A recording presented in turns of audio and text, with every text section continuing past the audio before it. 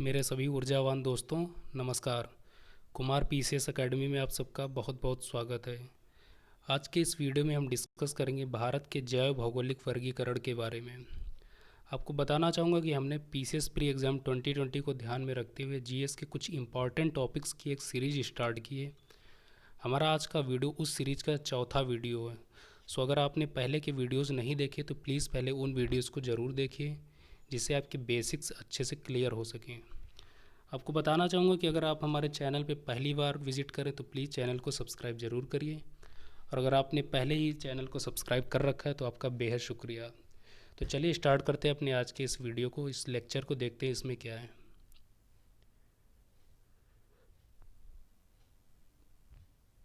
तो जैसा कि आप देखते हैं कि हमारा जो टॉपिक है वो है भारत का जैव भौगोलिक वर्गीकरण। इसको समझते हैं, इसकी एक सिंपल सी डेफिनेशन से कि इसके तहत भारत को जैव भौगोलिक विशिष्ट लक्षणों के आधार पर विभाजित किया जाता है। Biogeography deals with the geographical distribution of plants and animals, यानी कि जो जैव भौगोलिक विशिष्ट लक्षणों, कहने का मतलब है कि भारत को आप सिंपली यूँ समझ सकते हैं कि बायोडाइवर्सिटी के हिसाब से डिवाइड किया गया है, यानी कि जीव जंतु और प्लांट्स के बेसिस पर। और जो हमारा जैव भूगोल ये किस चीज़ की स्टडी करता है? ये स्टडी करता है कि प्लांट्स और एनिमल्स के बारे में, उनके डिस्ट्रीब्यूशन के बारे में, और क्यों प्लांट्स और एनिमल्स में चेंजेस आ रहे हैं उनके बारे में भी स्टडी करता है ये हमारा जैव भूगोल। आगे देखते हैं कि जो जैव भौगोलिक वर्गीकरण के आधार पर भारत को 10 भागों में डिवाइड किया गया है, और ये जो 10 भाग हैं ये भारत के कुल 27 राज्यों में फैले हुए हैं।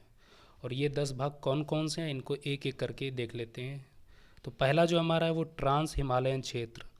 ट्रांस हिमालयन क्षेत्र आप जानते हैं जो भारत का वो एरिया है, वो रीजन है, वो क्षेत्र है जो जहाँ वर्ष भर बर्फ़ पड़ती है, जिसे आप यूँ समझ सकते हैं कि जो हमारा लेह लद्दाख या कारगिल, द्रास या लाहौल स्पीति वाला रीजन है वो ट्रांस हिमालयन क्षेत्र कहलाता है। और आप जानते हैं कि चूँकि यहाँ वर्ष भर बर्फ़ पड़ती है तो यहाँ पर पाए जाने वाले जीव जंतु और वनस्पतियाँ भी इसी अकॉर्डिंग या क्लाइमेट के अकॉर्डिंग ही पाई जाती हैं। आप यूँ समझ सकते हैं या आप जानते हैं उदाहरण के लिए कि यहाँ पर स्नो लेपर्ड, पहाड़ी बकरी, पहाड़ी भेड़, और वनस्पतियों की बात करें तो यहाँ लगभग टुंड्रा वनस्पतियाँ, लगभग क्या टुंड्रा वनस्पतियाँ पाई ही जाती हैं।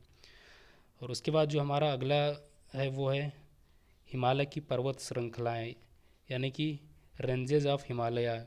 इसके तहत आप देखते हैं कि जो हिमाचल प्रदेश और उत्तराखंड और ईस्ट में अरुणाचल प्रदेश, सिक्किम, ये वाला जो रीजन है वो इसमें शामिल है। और इसके बाद जो हमारा तीसरा है वो है गंगा का मैदान। गंगा का मैदान जिसे कुछ लोग गंगा यमुना का मैदान या गंगा यमुना ब्रह्मपुत्र का मैदान भी कहते हैं। और मुझे लगता है कि इसके बारे में डिटेल से कुछ बताने की ज़रूरत नहीं है, इसलिए क्योंकि गंगा के मैदान से लगभग सभी लोग वाकिफ़ हैं कि यहाँ पर किस प्रकार के एनिमल्स पाए जाते हैं, किस प्रकार के प्लांट्स या ट्रीज़ पाए जाते हैं, लगभग सभी कोई जानता है। फिर भी कुछ बता देता हूँ बेसिक्स जो है यहाँ का।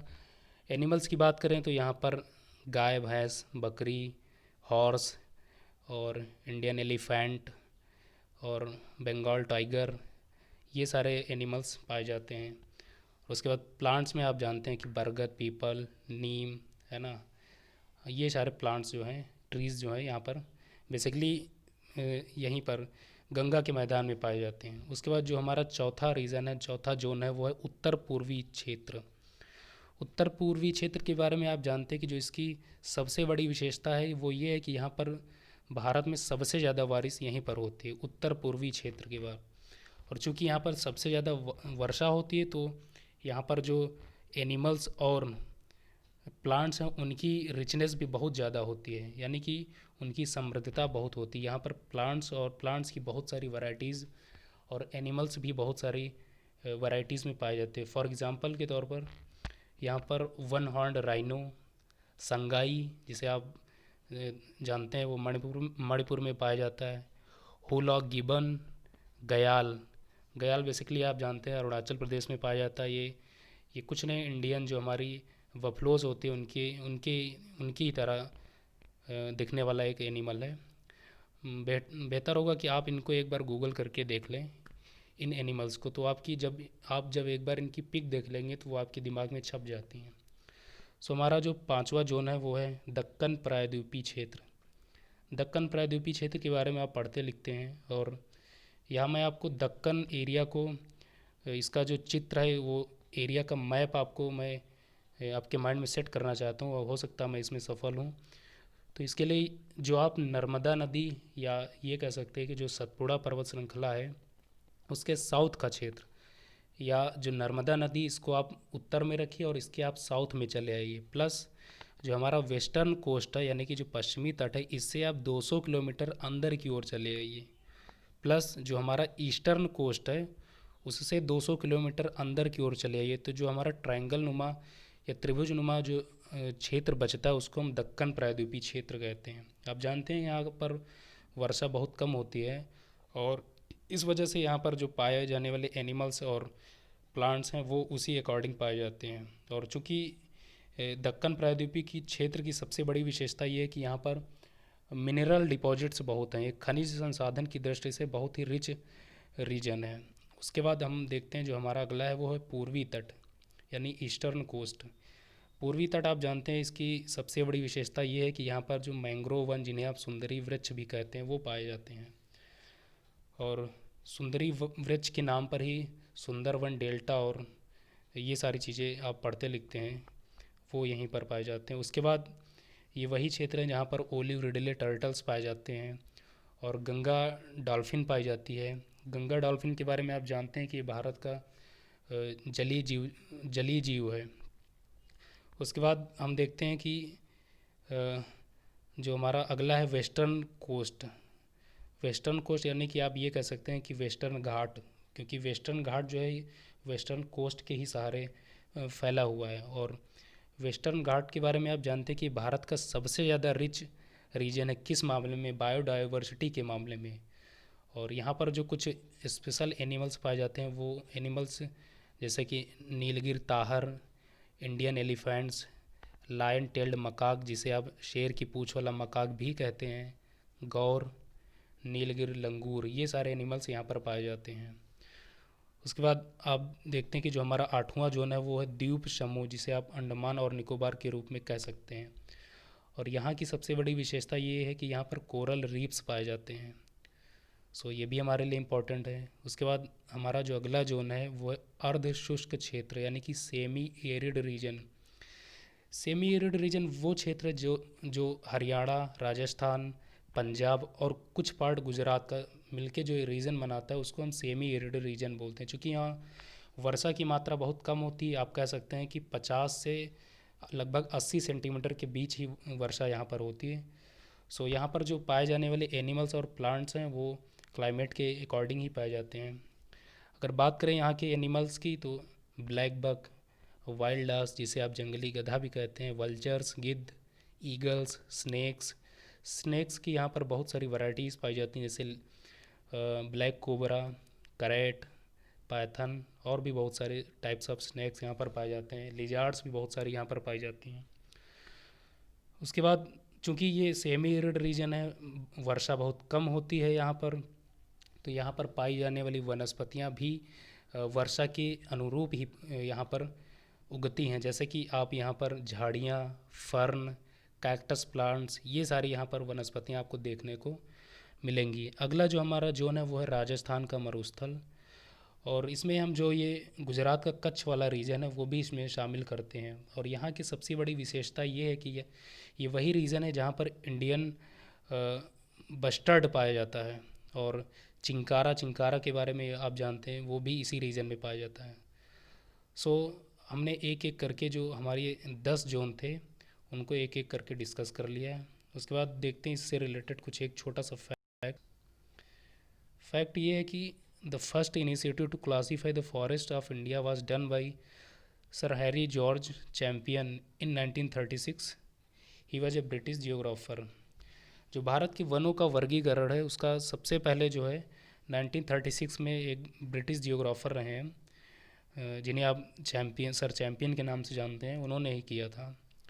हो सकता है आज के इस लेक्चर में मैंने आप सबको थोड़ा सा उदास किया हो, उदास इस मामले में कि चूँकि आज की इस वीडियो में फैक्ट्स का अभाव था। ये मेरी एक आप कह सकते हैं कि मजबूरी थी क्योंकि ये जो टॉपिक है इसमें फैक्ट्स उतने नहीं हैं जितने दूसरे टॉपिक्स में मिलते हैं, क्योंकि इस टॉपिक में कुछ कॉन्सेप्ट्स थे और उनको समझना था। सो इसमें फैक्ट्स आपको ज़्यादा नहीं मिलेंगे, बट एक दो कुछ फैक्ट्स हैं जो हमारे काम के हैं, जैसे कि ये जो 10 जोन्स हैं कितने राज्यों में फैले हुए हैं, तो 27, और कितने जोन्स हैं वो 10 हैं। सो ये हमारे लिए इम्पॉर्टेंट है, सो इनको आप नोट डाउन कर सकते हैं। तो चलिए स्टार्ट करते हैं, इस टॉपिक से रिलेटेड कुछ कुछ क्वेश्चंस को उनको सॉल्व करने का प्रयास करते हैं। तो पहला क्वेश्चन आपके सामने है, वो ये है कि निम्नलिखित राज्यों में किसमें या किनमें सिंह, पूंछी वानर, मैकाक, इसके डिस्कस हम कर चुके हैं, अपने प्राकृतिक पर्यावासों में पाया जाता है। 4 ऑप्शंस दिए गए हैं। आप जानते हैं क्वेश्चन IAS 2030 प्री एग्जामिनेशन में पूछा गया है। 4 ऑप्शन ये है, तमिलनाडु, केरल, आंध्र प्रदेश, फिर केरल, सॉरी यहाँ पर मिसप्रिंट हो गया है और केरल नहीं होना चाहिए, लास्ट में 4th नंबर पे वहाँ पे कर्नाटक होना चाहिए। तो सॉल्व करते हैं। पहला ऑप्शन है ऑप्शन नंबर ए, केवल 1, 2 एंड 3, तमिलनाडु, केरल, आंध्र प्रदेश। तो ये ऑप्शन गलत है। क्यों गलत है? क्योंकि आंध्र प्रदेश जो है हमारा वेस्टर्न घाट्स में नहीं शामिल है। और आप जानते हैं, मैं पहले आपसे डिस्कस कर चुका हूँ कि जो ये सिंह, पूंछी वानर है ये हमारे वेस्टर्न घाट्स में ही पाया जाता है।